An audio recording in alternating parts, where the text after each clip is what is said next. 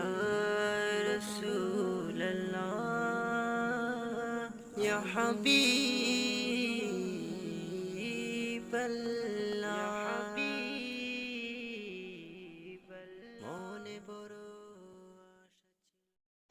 او د شپه کې چې څونه عبادت سړی وکړي نو دغه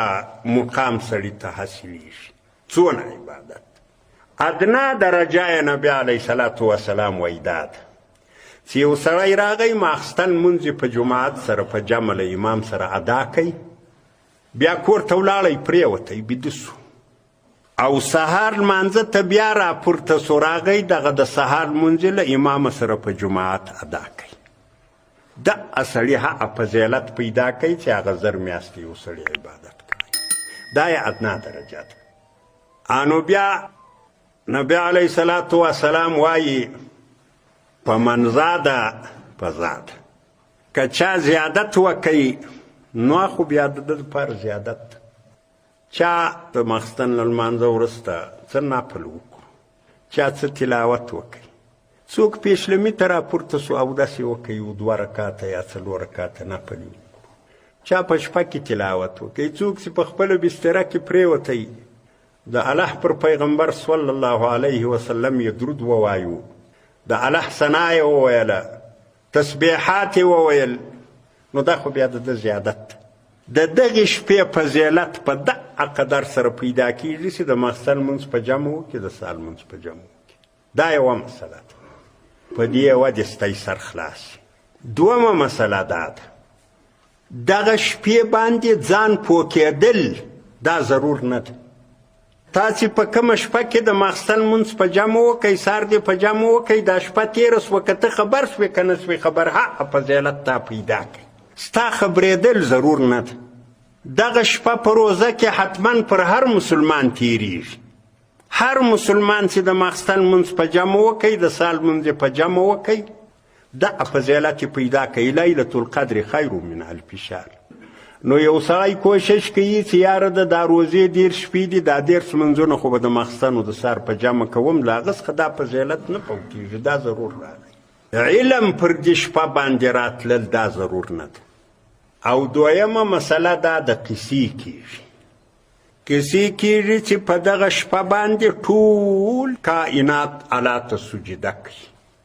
ټول کائنات او په دغه شپه باندې رڼا پیدا کېږي دوه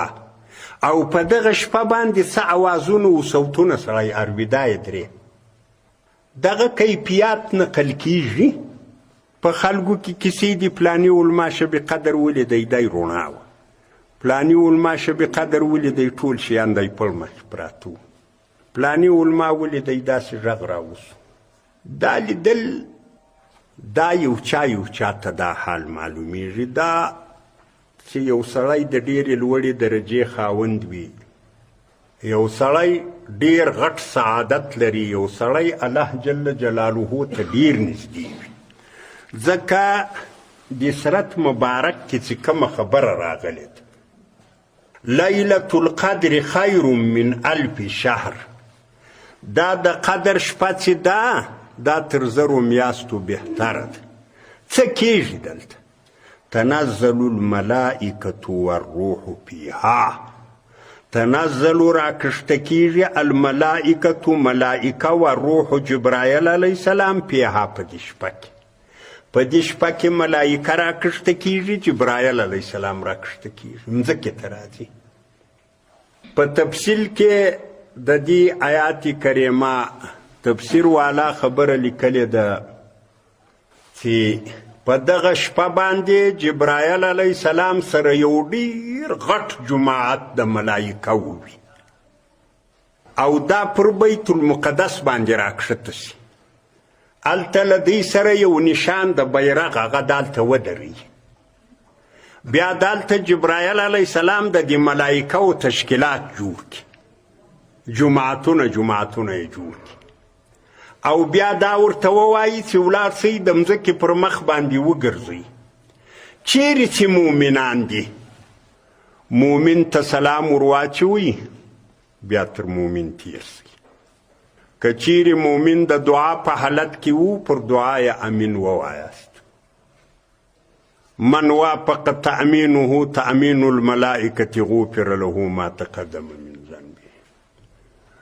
د چا د دعا امین چې د ملائکه ول امین سره برابر سو الله یې هر څه بخښي. نو دا تشکیل ده د ملائکه او ملائکه د مځکې پر مخ روان سي. دغه څوک چې وایي چې په دغه شپه باندې رڼا لیدله کېږي، دا له دې ملائکو سره یو خاصه تجلي د نور، دا نو هر څوک نشي لیدای، دا یو خاص خلک وي چې دا لیدای شي. اولیاء وي د ډېر لوړ مقام خاوندان وي، هغه دغه د ملائکو سره چې کوم تجلي دي دا وویني، نو بیا دوی کیسه کوي چې داسې رڼا سوه ماښام. دغه ملائکه ګرځي، دا نور ورسره ده، راځي هر چاته، خو داسې دا نور موږ نه وینو، زموږ قابلیت ټیټ ده.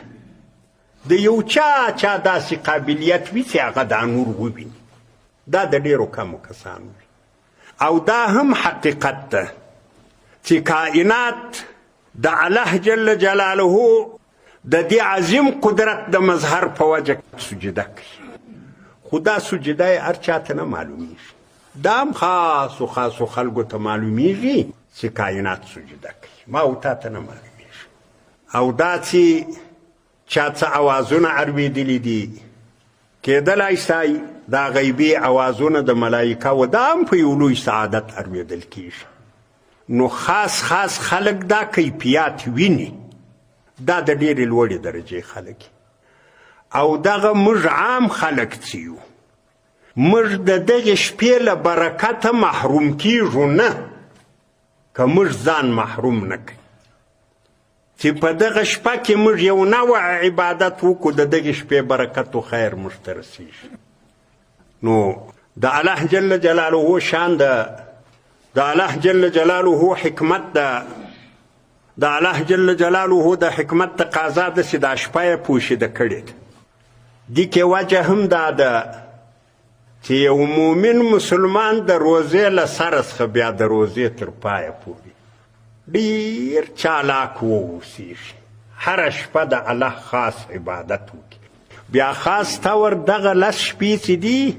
حضرت عایشه رضی الله عنها وایي چې نبی علیه صلات وسلام چې دغه لس شپې به راغی عبادت ته به ملا وتړله، ډېر عبادت یې کوه. نو دا لس ډېرې د برکت شپې دي. که موږ د ځان دپاره د سعادت ارزو کوله، ډېره غټه موقع له موږ سره شته وسمو، دا چې بیا به بل کال راځي، بل کال به بیا روزه وي، بل کال والله اعلم چې هغه به پر چا راځي، اوس خوا د پکښې یو. له دغه عظیمه خیره چې سړی ځان محروم نه کړي.